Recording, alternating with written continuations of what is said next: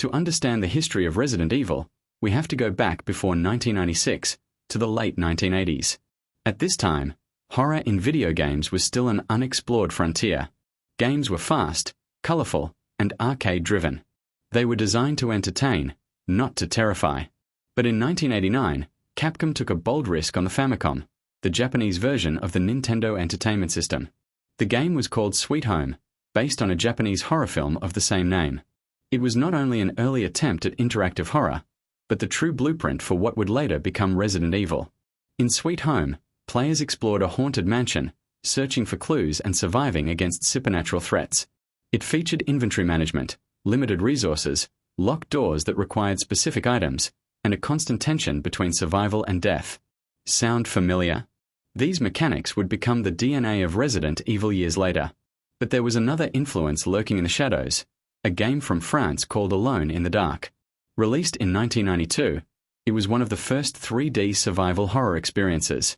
Players controlled a lone character in a haunted mansion, with fixed camera angles, polygonal models, and pre-rendered backgrounds. While clunky by today's standards, Alone in the Dark showed the world that atmosphere and dread could be created in 3 dimensions. Shinji Mikami himself admitted that Alone in the Dark provided proof that the kind of horror game he envisioned could be made. Enter Shinji Mikami. At Capcom in the early 1990s, Mikami was still a relatively unknown designer. He had worked on projects like Who Framed Roger Rabbit for the Game Boy and the colorful Goof Troop on the Super Nintendo. Nothing in his resume suggested that he would go on to create one of the most terrifying games ever made. In fact, Mikami wasn't even a fan of horror movies at the time. He avoided them because he scared too easily. Ironically, this made him the perfect candidate to create a horror experience. He knew what it meant to feel genuine fear. When Capcom's Takuro Fujiwara, the creator of Ghosts and Goblins, decided that it was time to revisit the ideas from Sweet Home and push them into the new era of 3D gaming, Mikami was chosen to lead the project. His task: design a game set in a mysterious mansion, filled with terror and limited resources, that would draw the player into a fight for survival. Development began in 1993, during a transformative moment for the industry. Sony's PlayStation was on the horizon, promising greater processing power and CD-ROM storage. Mikami and his team realized this was their chance. They could combine polygonal characters with beautifully pre-rendered backgrounds, creating a cinematic experience unlike anything before. The mansion could feel real, its rooms filled with detail and menace, while the characters moved within them like actors on a haunted stage. But it wasn't easy. Resident Evil's earliest versions looked very different from the final product. At one point, it was envisioned as a first-person game. At another, it was imagined as a 2-player cooperative experience. Technical limitations forced the team to refine their vision. What remained constant, however, was the mansion setting, the creeping dread, and the idea that the player was always vulnerable. Mikami and his small team struggled with new technology, untested ideas, and constant pressure from Capcom. Yet slowly, piece by piece, the nightmare began to take shape. By 1995, the foundations of the game we now know were in place: a special police unit trapped in a mansion filled with zombies, a sinister pharmaceutical company pulling strings from the shadows, and gameplay that balanced puzzle solving with combat. But more importantly, the game was designed to make players feel something few video games had achieved before: fear. This was the beginning of what would later be called survival horror. The phrase survival horror is so common today that we forget it had to be invented. And it was Resident Evil that coined it. On the Japanese box for Biohazard, the phrase appeared for the first time: a new genre of survival horror. It was more than a marketing tagline. It was the definition of what the game was trying to achieve.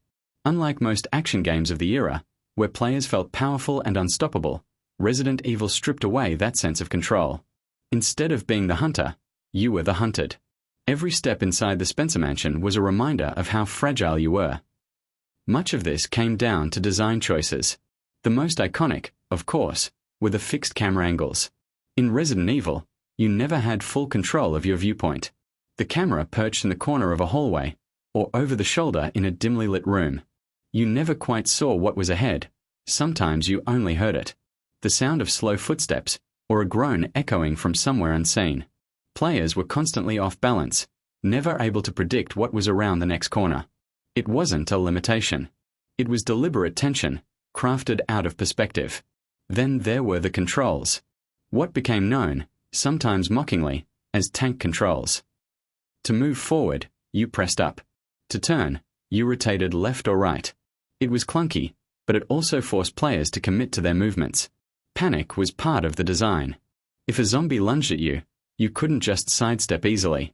You had to stay calm under pressure, knowing a mistake would cost precious health or ammunition. And ammunition itself was another piece of the survival horror formula. Bullets were scarce. Health herbs and first aid sprays were limited. Every encounter was a choice. Do you fight this monster, or do you run and conserve resources? The game turned scarcity into fear. Every shot mattered. Every healing item felt like a treasure. Players learned to dread waste as much as death. But mechanics alone were not enough. Resident Evil understood the power of atmosphere. The Spencer Mansion was not just a backdrop, it was a character in its own right. Its narrow corridors, creaking doors, and labyrinthine design kept players constantly disoriented. Each locked door teased you with the promise of progress, only to deny you until the right key was found.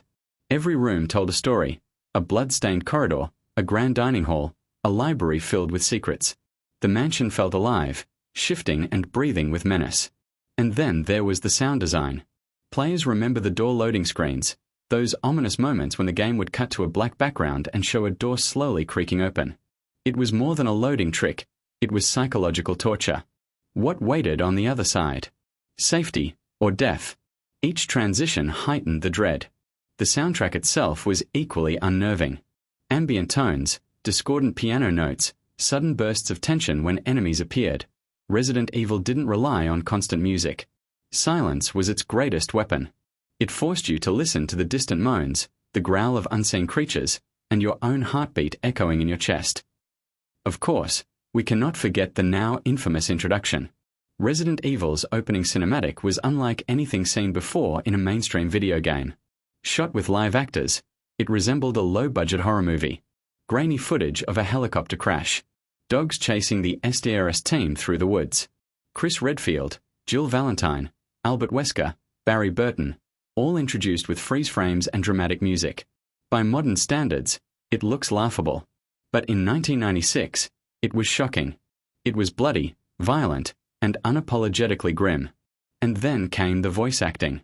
Lines like Barry's awkward, "You were almost a Jill sandwich," have become legendary for their campy delivery. Many critics mocked it. Players laughed at it. But the truth is, the awkward acting only made the game more memorable. It gave Resident Evil a strange charm, an identity that separated it from other titles. The mixture of genuine fear and unintentional humor became part of its DNA.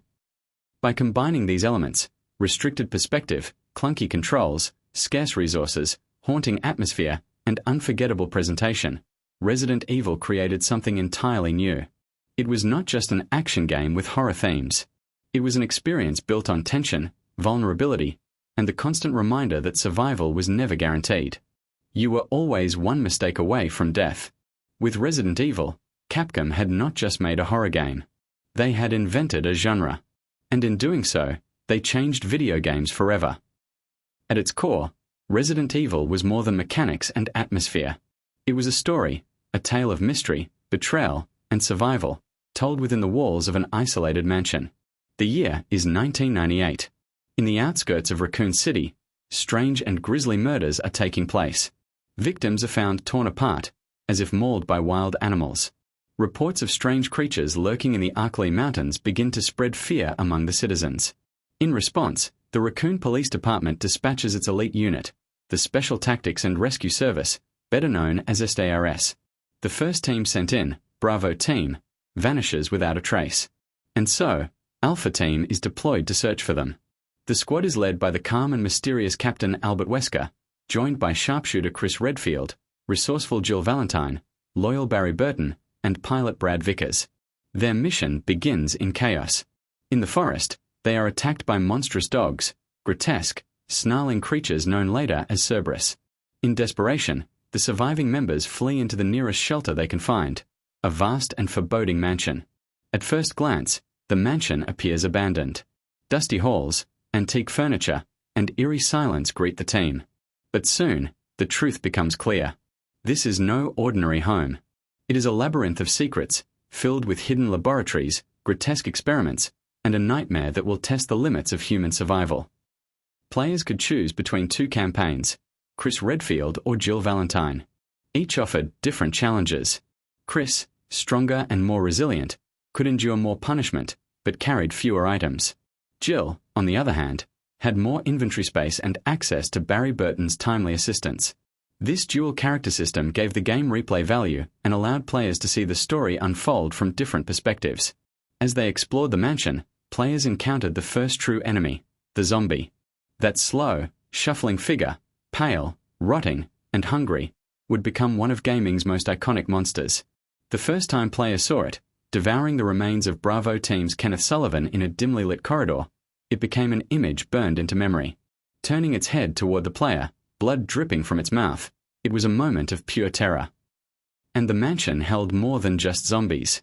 There were giant spiders lurking in the ceilings, deadly hunters with reptilian claws, crows that attacked from above, the sinister chimera, born of twisted experiments, and finally, the ultimate bioweapon, the Tyrant, a towering monstrosity bred by the Umbrella Corporation. The deeper players ventured, the more the truth was revealed. This mansion was no simple residence. It was built by the Umbrella Corporation as a front for illegal biological research. Its laboratories birthed the T-virus, a mutagen that reanimated the dead and created abominations. And the greatest twist of all, the betrayal within. Captain Albert Wesker, the man leading Alpha Team, was secretly an agent of Umbrella. His mission was not to rescue anyone, but to gather combat data on the creatures and ensure the Tyrant project's success. This revelation shocked players, turning a trusted ally into the story's ultimate villain. But despite betrayal, despite overwhelming odds, the survivors pressed on. Depending on the player's choices, multiple endings were possible. Characters could escape together, or perish one by one. In the true ending, Jill, Chris, Barry, and Rebecca Chambers, the lone survivor of Bravo Team, escaped as the mansion erupted into flames, destroying the Tyrant and burying Umbrella's secrets beneath the rubble.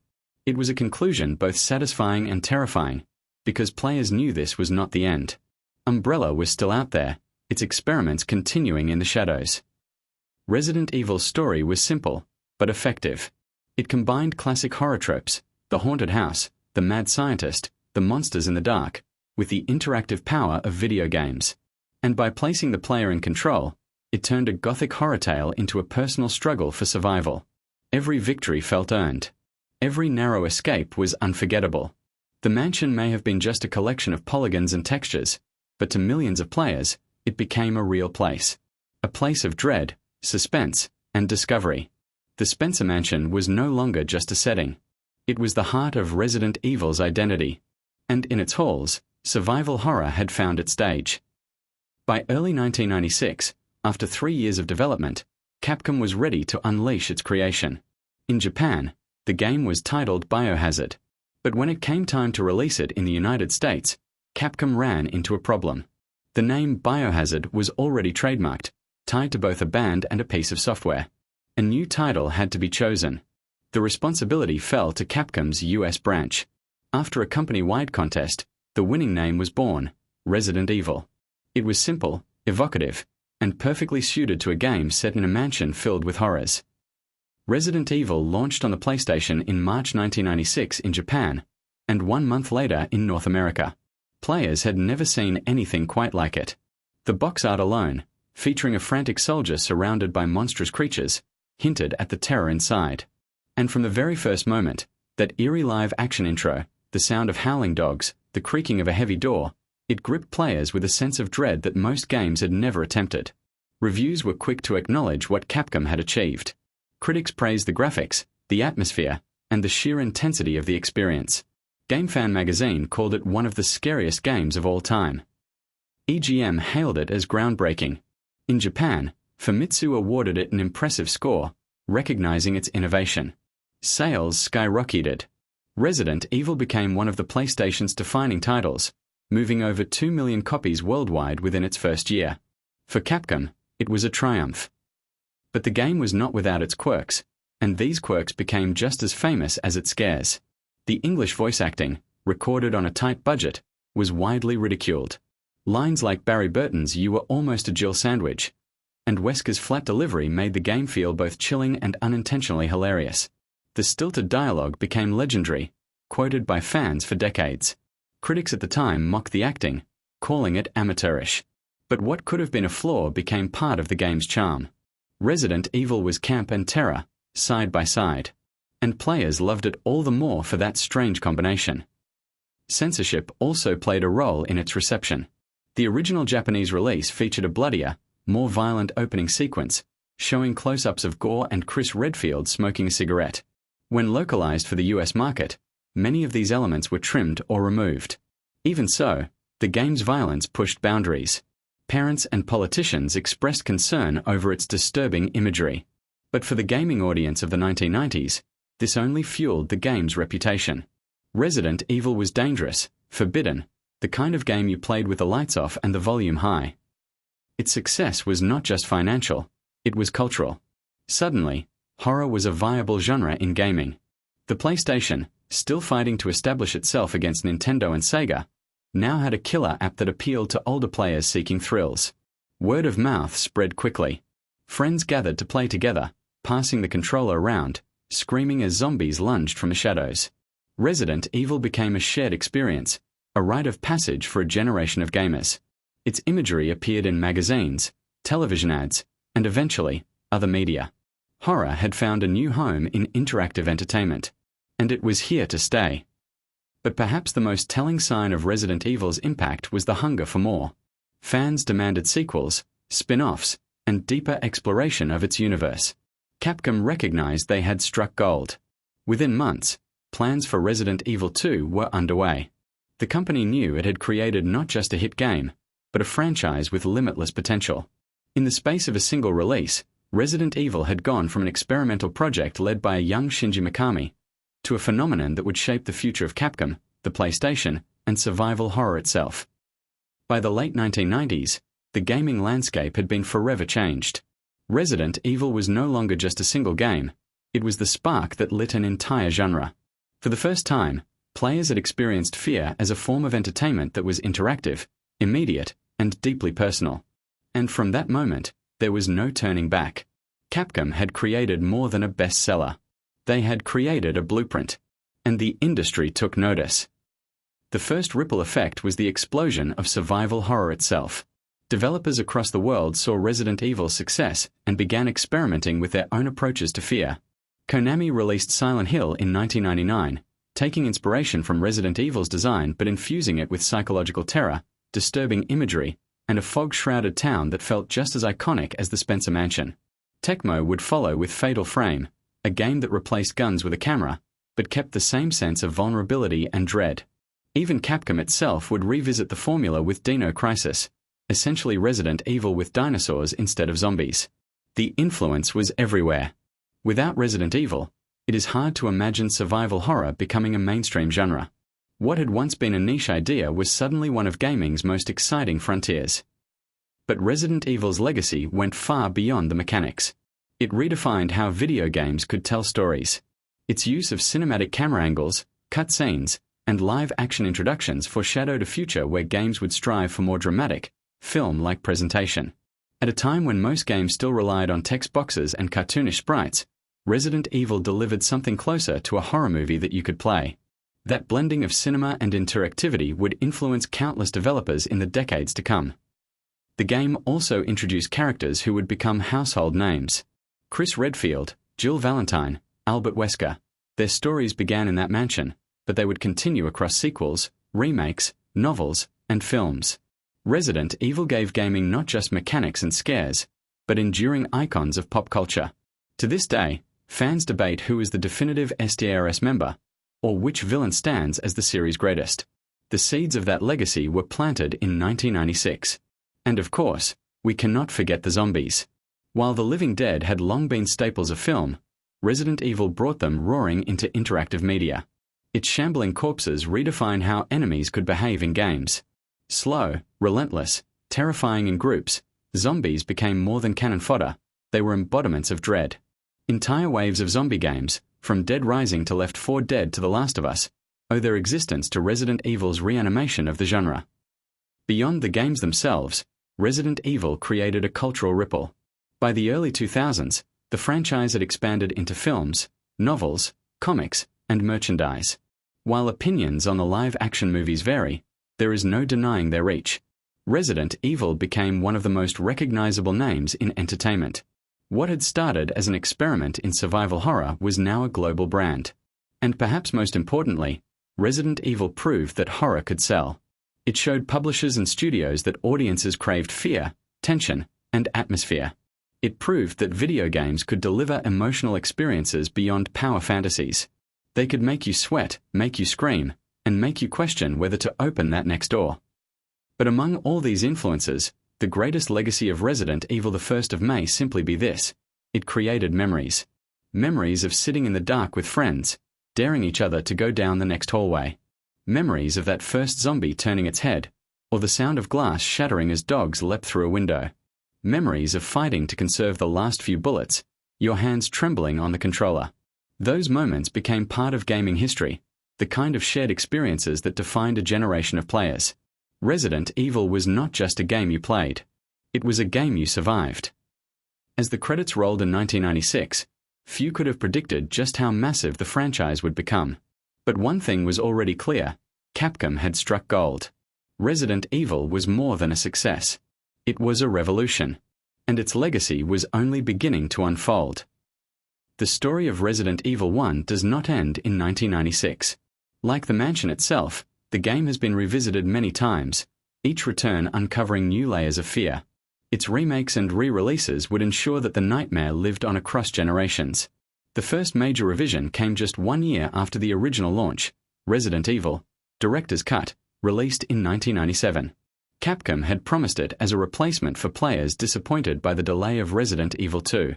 It featured new camera angles, remixed item placements, and an arranged mode for veteran players. But it was also infamous for its soundtrack, or more specifically, the bizarre replacement music composed under questionable circumstances. The eerie, unsettling notes of the original were swapped for pieces that often sounded out of place, even comical. Fans still debate whether it was a mistake or a strange experiment. Regardless, Director's Cut kept Resident Evil alive in the minds of players while anticipation for its sequel reached a fever pitch. The game also saw ports to the Sega Saturn, with exclusive features like a unique Tyrant battle, and to Windows PCs, making sure that as many players as possible could experience the horror. Resident Evil was not just a PlayStation success, it was becoming a true multi-platform icon. But the most important revisit came in 2002, when Capcom unveiled a complete reimagining for the Nintendo GameCube. Simply titled Resident Evil, it was more than a remake, it was a reinvention. Using vastly improved graphics, new puzzles, altered layouts, and terrifying new monsters like the Crimson Heads, zombies that rose again after being left unburned, the GameCube version elevated the original into something truly timeless. Critics hailed it as one of the greatest remakes in gaming history. It was faithful to the source material but bold enough to surprise even veteran players. The Spencer Mansion had never looked so beautiful, or so horrifying. Shadows danced across candlelit hallways. Rain lashed against windows. Every detail amplified the fear. The GameCube remake showed that Resident Evil was not just a relic of the 90s. It was a story worth retelling for a new generation. Years later, in 2015, Capcom released the HD remaster of that remake, bringing the definitive Resident Evil experience to modern consoles and PC. With widescreen support, improved lighting, and updated textures, it once again proved the mansion's ability to endure. For many fans, this HD version is the ultimate way to experience Resident Evil 1, a bridge between the nostalgia of the past and the clarity of modern technology. Across each of these iterations, one thing became clear: the original Resident Evil was not just a product of its time. It was a cornerstone of gaming history. It could be remade, remastered, and retold, but its essence never faded. The sense of dread, the scarcity of resources, the creaking doors and haunting silence, they still worked, decades later. The mansion never lost its power. And the impact extended far beyond the game itself. Resident Evil spawned sequels that expanded its universe, from the blockbuster Resident Evil 2 in 1998 to the radical reimagining of Resident Evil 4 in 2005. It gave birth to films, animated series, merchandise, and countless fan creations. It influenced survival horror, action games, and storytelling alike. Its fingerprints can be seen in everything from Silent Hill, to The Last of Us, to Dead Space. Nearly 30 years after its debut, the echoes of Resident Evil 1 are still felt. The phrase survival horror still carries weight.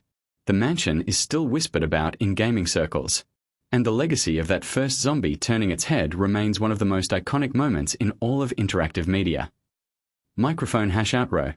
The mansion stands eternal. Narration script. In the end, Resident Evil 1 was more than just the beginning of a franchise.